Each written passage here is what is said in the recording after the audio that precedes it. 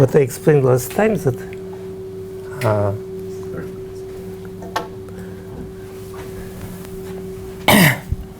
so if X is algebraic operator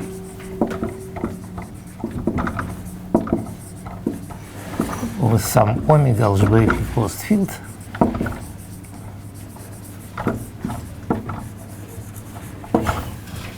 then one can define, and we fix some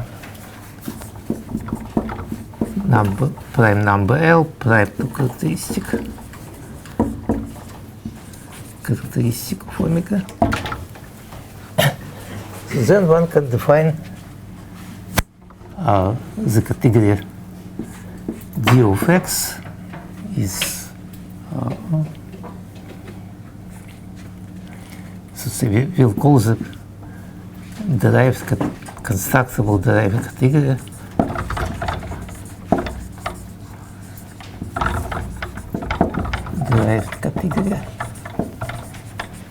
of sheaves on x with coefficients QL. So in fact we will go to QL, later on we'll QL by just multiplying by QL. Now the idea is it is a name, but it's not really. So first of all, they are not sheaves. This category is not derived category of anything. And coefficients maybe QL. So what we actually can construct, so d of x is a triangulated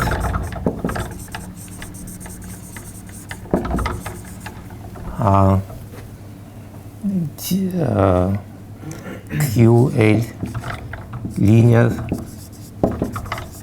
category. Also, second thing which construct is tau is truncation, T structure. This is just usual constructible T structure. So heart of tau will be a category of constructible sheaves on X. Again, these are not really sheaves. So you define sheaves, constructible sheaves over with finite coefficients, and then consider some projective limits. But it looks correct. And 6 quadratic functors. You have 6 quadratic functors.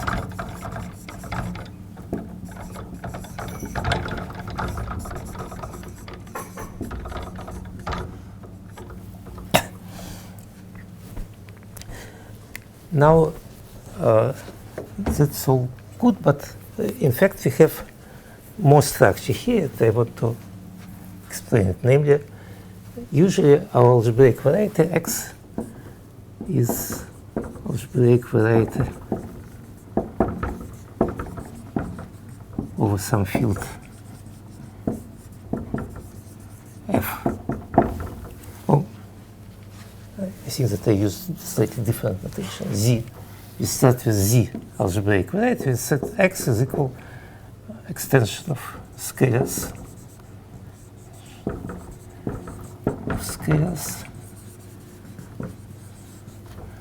from F to omega. So formally X is equal spec omega cross spec F X, and omega is algebraically closed field which contains F. Please write Z instead of the X. X is equal to Z times Z. So it's better. This is ways. Okay, so in principle, Untitled topology works over arbitrary schemes, not necessarily over algebraic closed field. You can apply it directly to Z, but I personally don't like this because it's not clear what you will get. So the idea is that there is some generalized Lefschetz principle that if omega is algebraically closed, you have variety of algebraically closed fields, and it looks more or less like variety of complex numbers. You know, for instance, that say homologies should be bounded by twice dimension and so on, and this is really the case. If you work over arbitrary field, you get something and you don't know what to expect. So I prefer to think in this way.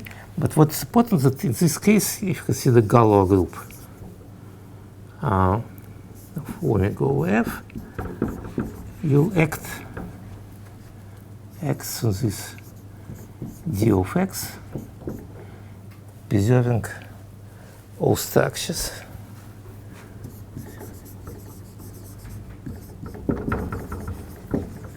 All structures.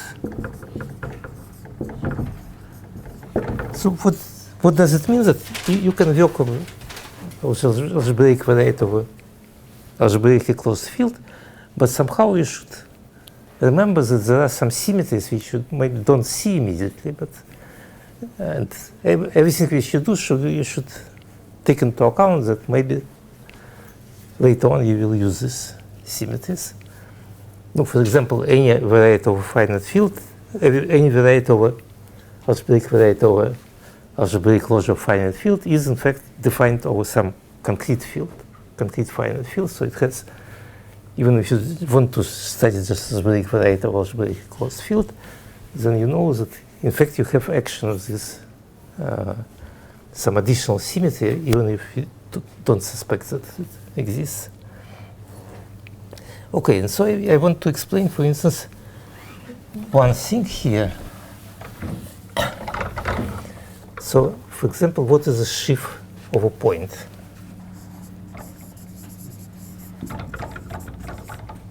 Of a point. It is just V, Q, a vector space.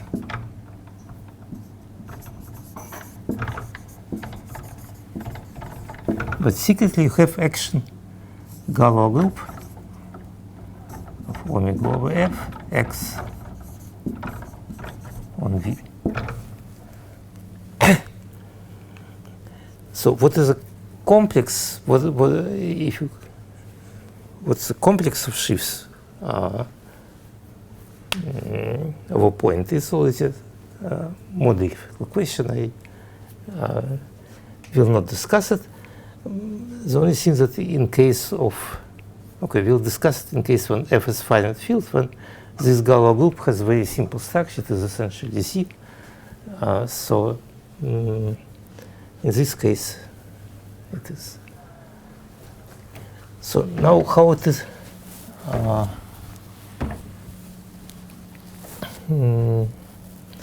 why it is essential? It is essential, for instance, following that you start. Suppose X is smooth algebraic variety of dimension n.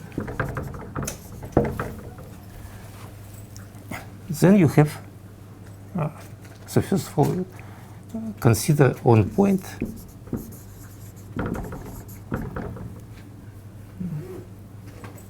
star, consider trivial sheaf. Let's write a point. Trivial sheaf. Constant shift C point. Now we have morphism X to point, and P star of this C point is denoted Cx, constant shift on X. Now what you can do, you can take Verdier dual of this. So the claim is that there exists Verdier dual all the series Cx. Then in usual theory we know that it is it will be again a constant shifted by twice dimension of x.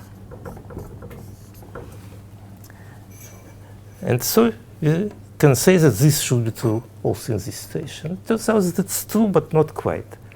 Namely, as a vector space, as a shifted is isomorphic to this.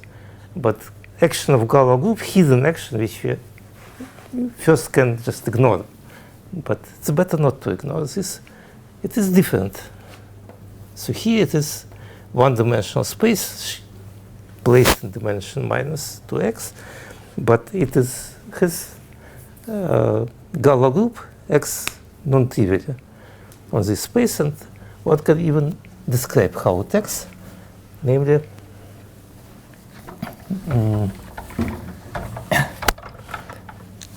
idea is that we'll construct, I'll describe some, it's called Tate shift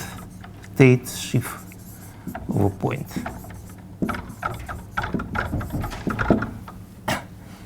Namely, consider the following. Consider A1, consider shift F equal constant shift on A1, consider projection of A1 into point, and consider direct image with proper support of this constant shift.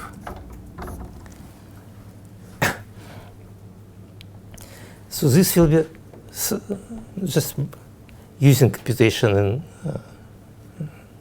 just looking for complex numbers, we see that this is one-dimensional space in dimension 2. So let's consider it's shift by 2. This will be one-dimensional space, which will denote, usually is denoted A. It's called Tate shift.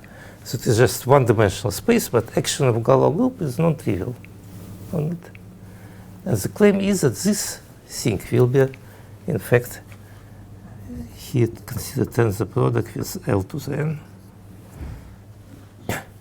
So this will be already correct equality. So once more, even sometimes you can ignore this work of algebraic closed field. You don't want to know that this algebraic closed field has some automorphisms. And you can write things, but then somehow the general idea is that it's better remember this symmetries, even if they don't appear in your problem. They can appear in some strange place. Okay, so now next thing which we can do by analogy. So this was all developed somewhere in the 1960s. Now, next thing, when idea of perverse sheaves appeared, then it's very natural here to introduce some. So consider on d of x perverse. Clarify. This L that you defined was defined over. What? The L is a sheaf over a point, yes? Yes, L is a sheaf of a point. And here we probably want to pull it to x, or what am I missing? What? I mean, you didn't say, but it's obvious to you. So when you do the tensor product, the L. Tensor product of it's QL. clear that you take it back to x. No, it's QL. Yes. That's what I meant. No. So Okay, so the idea is that this L, of course, it leaves our point, you automatically lift it to all possible varieties. If you have a sheaf and a vector space, you can take it as a product. No. No, but this No, just what was said, L was sheaf of a point, So it's a vector space. vector space. So you can, in any abelian category, you can. Okay, take this is a better. product. No. okay. I think that you're philosophically not correct. No, technically you're correct, but it is. You think that here we should consider L as a pullback of L? Or? Yes. L, here L means it is considered a pullback from the point. This is philosophically more correct. But Technically, then it the is tensor not. product is not about QL. Then the tensor product is over X. Is over This doesn't matter. This is a QL sheaf, vector not space. QL Sheaves, vector okay. space. So, Then it's not okay. Now it's figure. Tensor product or not? This is tensor product on X. We have discussed the tensor product on X you can get from 6 Grothendieck operators, so it doesn't really matter. I wanted to verify this. Okay, so the idea is that secretly, let's try to use only 6 Grothendieck. So you defined, so you say you have all the functors in the category of Weil sheaves already? No, so we haven't considered weight shifts yet. We just consider this category, so this is over arbitrary field. Weight shifts will be next. So over arbitrary field, L, so what hidden symmetry L have? This field has, in principal action, some automorphisms. If our arbitrary field has an automorphism, then the Galois group of our, like, not Just consider complex numbers, so this hidden automorphism of complex conjugation. And also there is automorphism that replace pi with E. Yes, also, yes, of course. Also X here, of course. Yes, no, it also will X here. But in fact, we will use this section, but. So L, vector space L is QL, yes? Yes, it's one-dimensional, it's not QL, it's one-dimensional vector space. Yeah, so you get a representation of the group of automorphism of C in QL, so a Yes. QL star valued character of out C. Okay, so you can work it out. I don't want to discuss. It's not interesting. Okay, so just one moment. So what? So I confused you when you were talking about Yes. tensor product. I'm sorry. Okay, so tensor product. But you talked about the 60s. So this was the end. This ended in the 60s. That's And- what you said. Now you wanted to go to a new. To Yeah. new world. Yes. So perverse. So we consider in the X perverse T structure.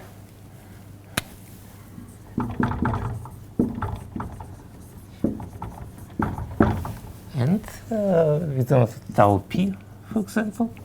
And so it is defined in the same way as before. So you define d more equal to 0, f if for some fixation, for some stratification,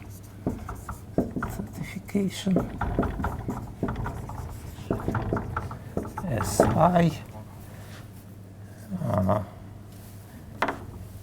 for x in Si, Ix star of f is concentrated in dimension more equal minus I. Similarly, you define T minus, so it's the same definition. And again, the claim is that this T structure you get now perverse sheaves on X, perverse Eliatic sheaves on X. So this is some more interesting abelian category than category of constructible sheaves. And I would like, for instance, today explain why it is more interesting, just without any other additional structure. So for this, I want to remind shift to function correspondent, or to introduce shift to function correspondence.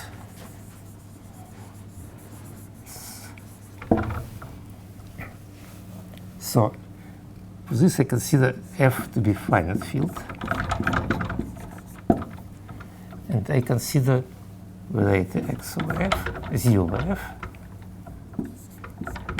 and corresponding variety X Z bar over omega, which is algebraic closure of F.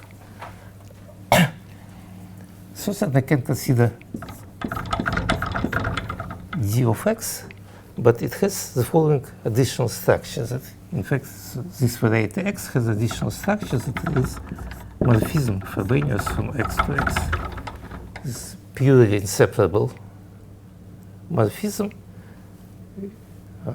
which on the level of points goes just point x1, xn goes to x1 to the q, xn to the q. So algebraically closed field, if you have affine variety, you realize it as a subvariety in affine space and just consider this morphism. So this is something that is specific for FQ, it's not something Yes. in general. Yes, yes, this is. And what is the relation between this and the Galois action of the Frobenius? That's an interesting question. So it's called something which I never tried to understand. It's called geometric Frobenius and arithmetic Frobenius. Yes, and the other one is arithmetic? Yes. So the idea is that on the level of points, they act the same way.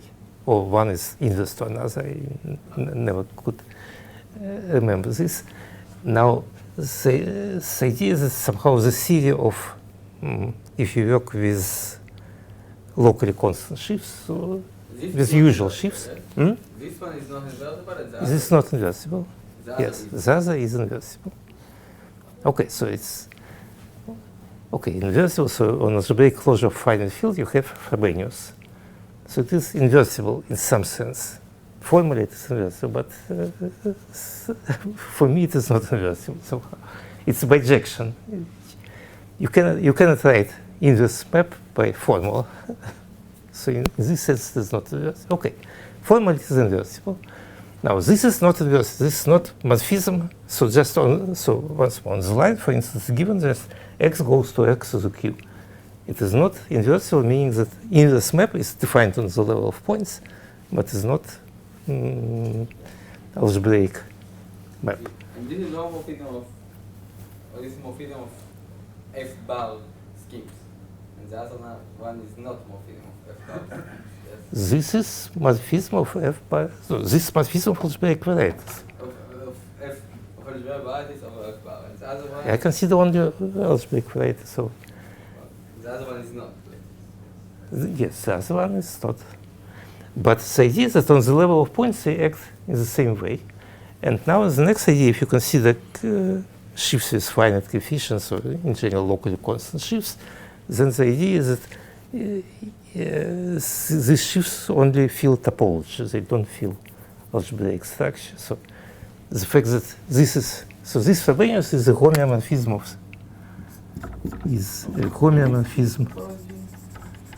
of topological spaces. In any realm topological, in étale topologies, in essentials, complete isomorphism of Grothendieck topologies, homeomorphism. So on all logic shifts, it acts as if it is inversible, and it's the same Frobenius, which or inverse of arithmetic Frobenius. But the idea here is that it is realized in this particular realization, it's realized by actual morphism of algebraic varieties. So we can now forget about complicated arithmetic structures and just think that we have algebraic variety and you have morphism of this algebraic variety, some endomorphism of this algebraic variety. And as I explained last time, we introduced notions that weight sheaf,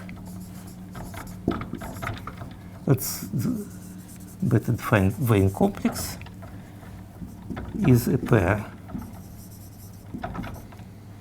f in d of x and an isomorphism Frobenius star of f with f.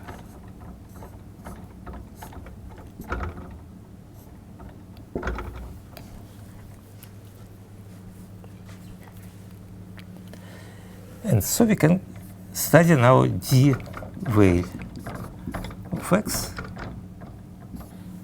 So category of such pairs and natural morphisms. And again, we have the same thing. We have truncation, usual truncation.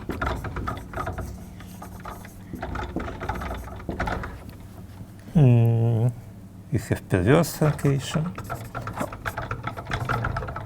We can repeat all the same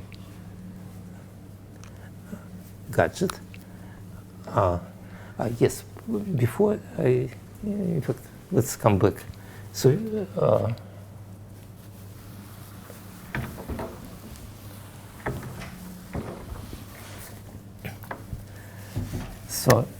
so before we start with X, we had tau X, for instance, tau and heart of tau were constructible sheaves, and also we had tau P and heart of tau P were perverse sheaves. Now, the idea here is that you have some triangulated category, you have some abelian category, and it looks like this category is not the derived category of this, but for instance, the derived category of this category, say some larger category. And the claim is that it has all the properties which it needs. But first of all, so this category is not the derived category of anything. This category is not category of sheaves of anything. It's just some abelian category. You have all the properties, but you cannot say that this is sheaf. And especially you cannot say that this is complex of sheaves. It's just not correct. But all the properties you can, the claim is that all the properties you can, maybe not all, but many you can incorporate in this. You can check that this is a triangulated category, that you have T structure in this triangulated category, and heart of this T structure is abelian category, which is this, and somehow you can think about the D is equal to some DAB, where A is this category. How do you define D of X if it's not complexes of sheaves? What? What is the definition of D of X in this case? So, okay, so the idea is that it's, so first of all, let's consider the definition of what's the Lyadic sheaf. So the idea is that in Untitled topology, as I explained, what you can do only to define sheaves with finite coefficients. So no more says you can define anything which you want, but actually what you can control also only sheaves with finite coefficients. Then you say that I would like to define a Lyadic sheaf, a Lyadic constructible sheaf. I will define it in the following way. I will define family of sheaves over ZL mod L to the K ZL and morphism between them, and declare that this is projective system which defines me a Lyadic sheaf. It should satisfy some properties. For instance, there should exist some stratification which doesn't depend on this, such that on start of this stratification they will be all locally constant, and this isomorphism, so you have Fk maps to Fk minus 1. This will be quotient. This is quotient of this by p to the k, Fk. So this will be nice morphism, and so on. So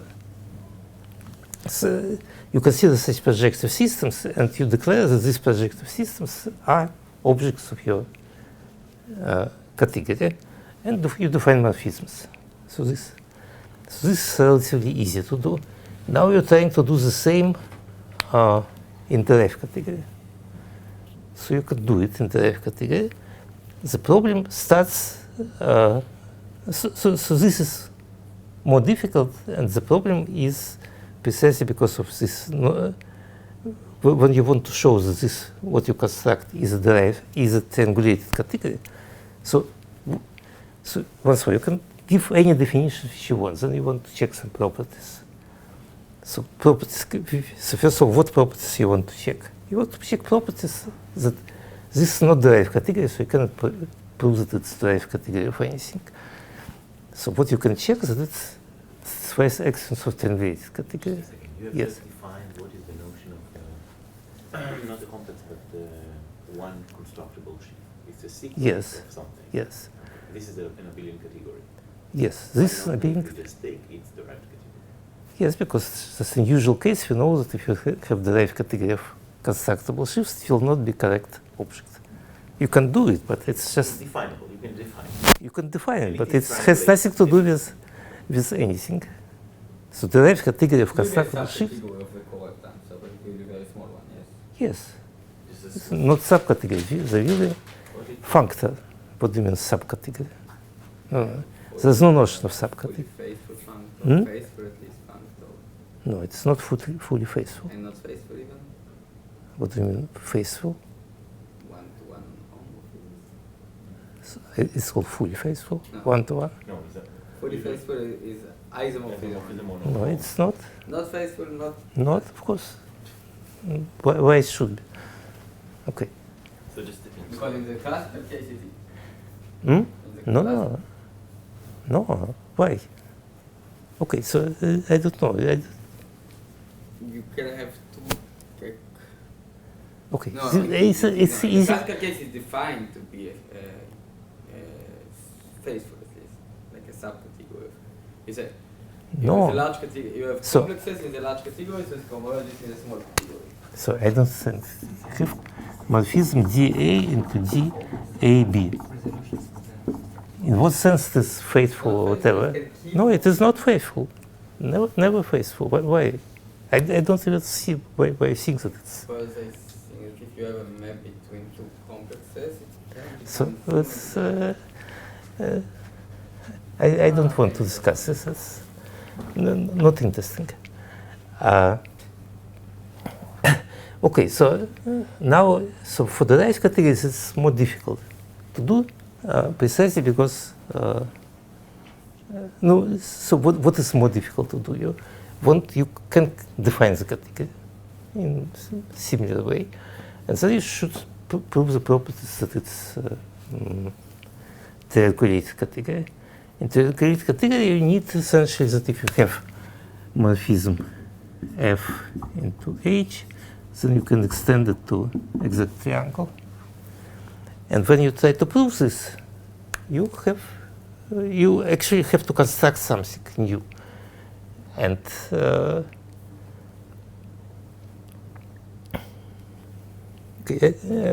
I don't remember, so there is some difficulty there.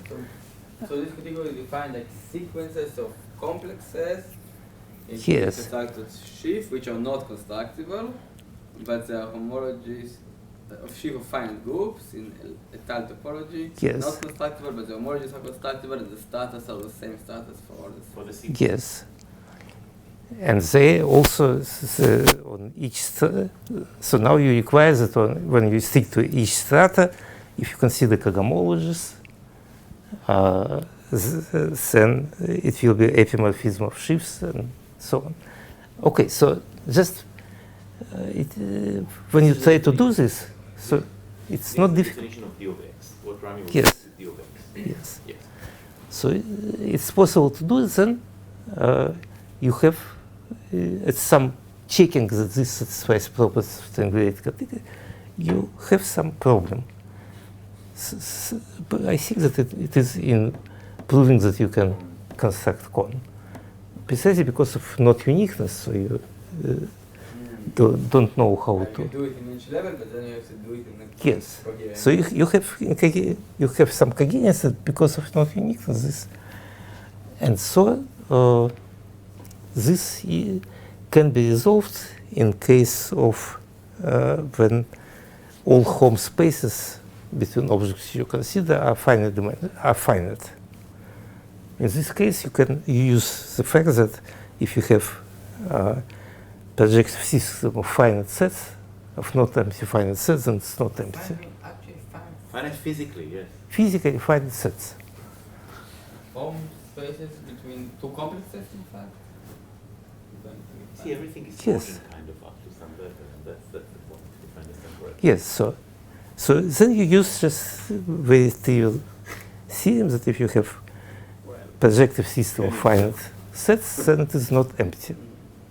The projective limit is, in fact, not empty. You can choose some sequence which lives there, because for not finite sets, it's not true.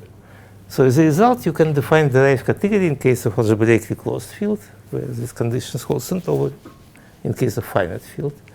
For arbitrary fields, this creates some problem. You use the fact that we're still not talking about dual structure.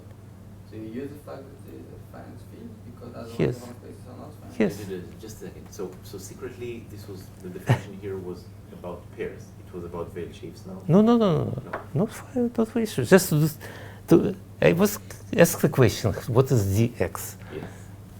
But So I you claim want that to dx go is people, at least for some time, maybe now they know, for some time they didn't know how to define d of x for fields which are not algebraically closed and not finite fields. So how algebraically closed helps? Because algebraically closed, you can show that if you have any constructible sheaves with finite coefficients, then home spaces are all finite dimensional. Because you don't have Galois group action. And for finite field it's true, and it's not true, it's just not true for general fields, home spaces can be infinite. Yes, so okay. But just the idea is general. So what is okay? I don't really remember. It's technical stuff which okay. I don't want to. So for me, it's important that for algebraically closed field you can define this, and so but to define what? So you don't define the derived category of anything. You define something which looks like the derived category, namely the strangulated category. And you can you see T-structure of this category, and you have all the functors. So it looks like it should look, but just in this precise sense, it's not realized as the derived category of anything, and okay, so I don't know. I was just. Back to veil sheaves. Yes, so now I want to describe some different topic which is called shift to function correspondence. Namely, suppose I have Z variety over finite field Fq. Then consider corresponding X and Frobenius.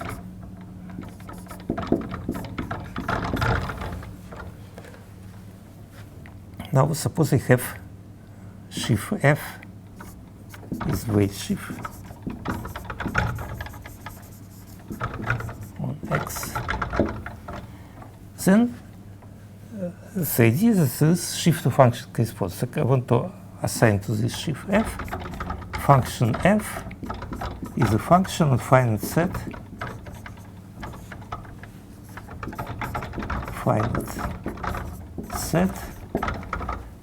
X of Fq, which is the same as fixed points of Frobenius.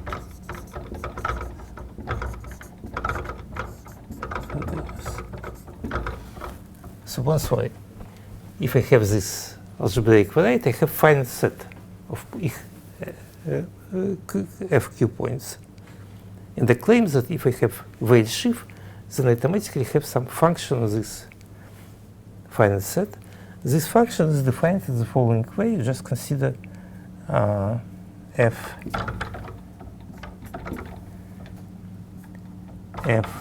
of point x is the following. You consider Ex of f, Ex star of f, fiber of f at the point x. Now on this fiber you have action of Frobenius, because this point is invariant with respect to Frobenius. So you have our isomorphism alpha gives isomorphism of Frobenius x here.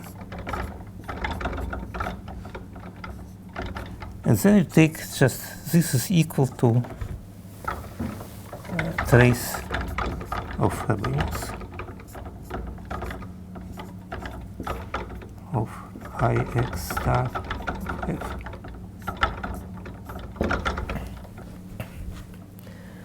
Okay, so now we are clever. We know that if you do something on sheaves, you should do the same on complexes, and it's quite clear how to do it. If you have f complex, Weil sheaf, more precisely,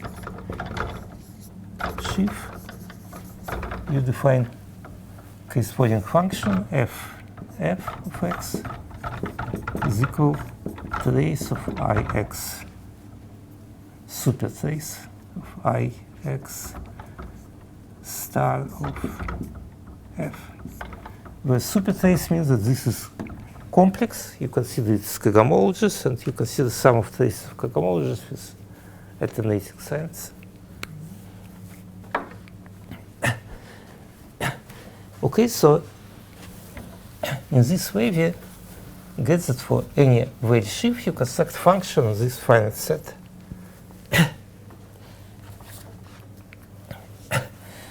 Now,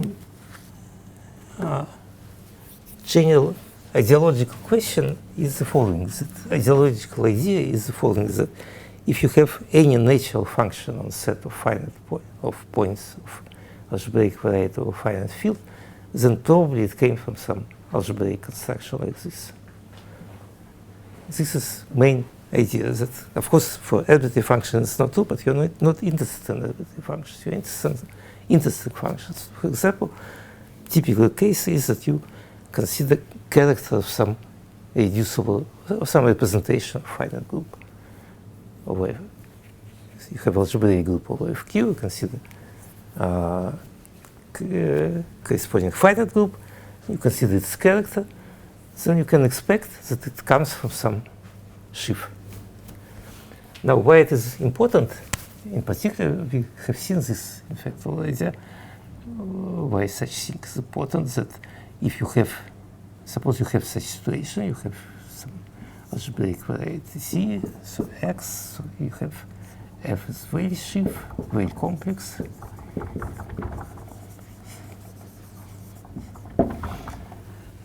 So what does it mean, Weil complex? It means that you have sheaf on X and isomorphism of actual Frobenius on this sheaf. But then you can iterate this. You can consider now Frobenius Q to the L. So you'll get fixed points will be X F Q to the L. These fixed points. And that you get a family of functions F L will be function on this finite set. So you get, in fact, if you fix Weil sheaf on Weil complex on your variety, then you get not one function on one particular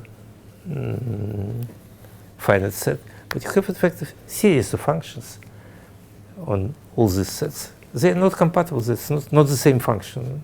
Some of these sets, so there's confusion. Some of these sets lie in some other sets, but functions are different. But the general idea is that, again, if you have function on one finite set, that probably nothing is interesting. But usually, when you study, for instance, characters of representations, you somehow have simultaneously all finite fields, all extensions at least of given finite field, and you have usually some structure which exists on all of them. This structure usually comes from some kind of Weil sheaf. Okay, and then the important theorem is Lefschetz formula.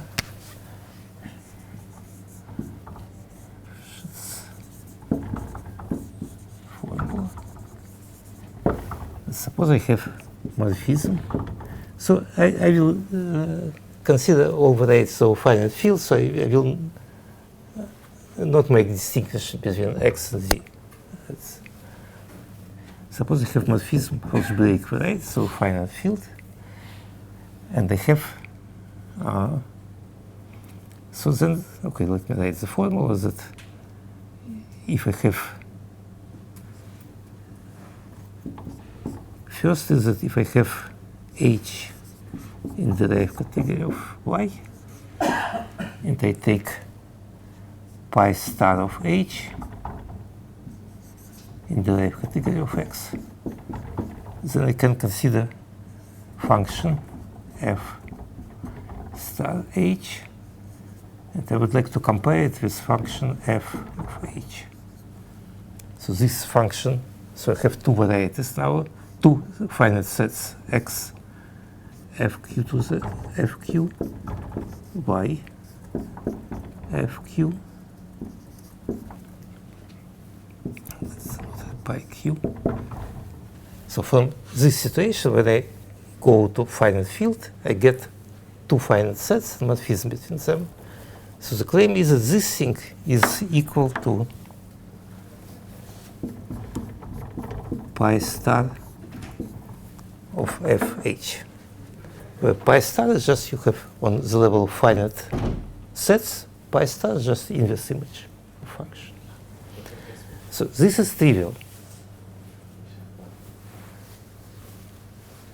Okay, so this thing is completely trivial, but I will write it. What is not trivial is that similar thing holds for pi low shriek.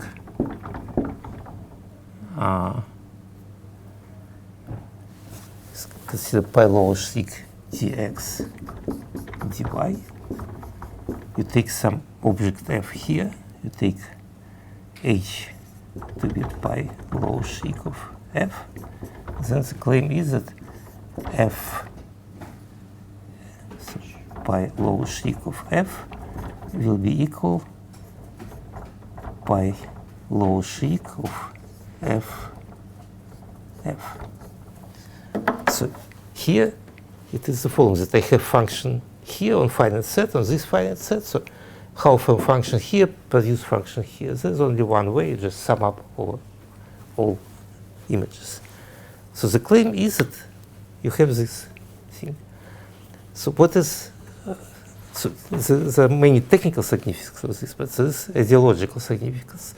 The idea is that when we work with finite sets, we understand what we are doing.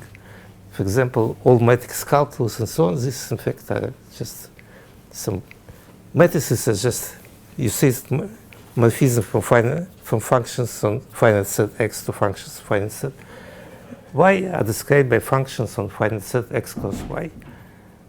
This is called matrix calculus. So then you can say that you can and should model all this on the level of Sheaves. Okay, this I will do next step. So for instance, the general idea is that you should define, if you have X and Y, that you would like to define some functors from d of X to d of Y, some nice functor. They will be just correspond to Sheaves objects in d of X cross Y.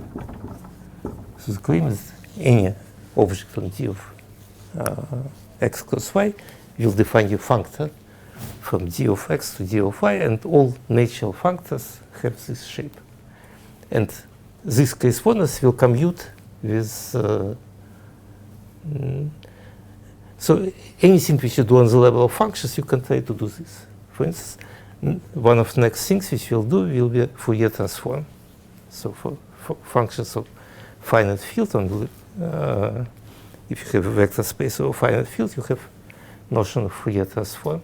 It turns out that it can be modeled on the level of sheaves. And this becomes a very important operation. Once more, so the idea is that we have a lot of intuition which is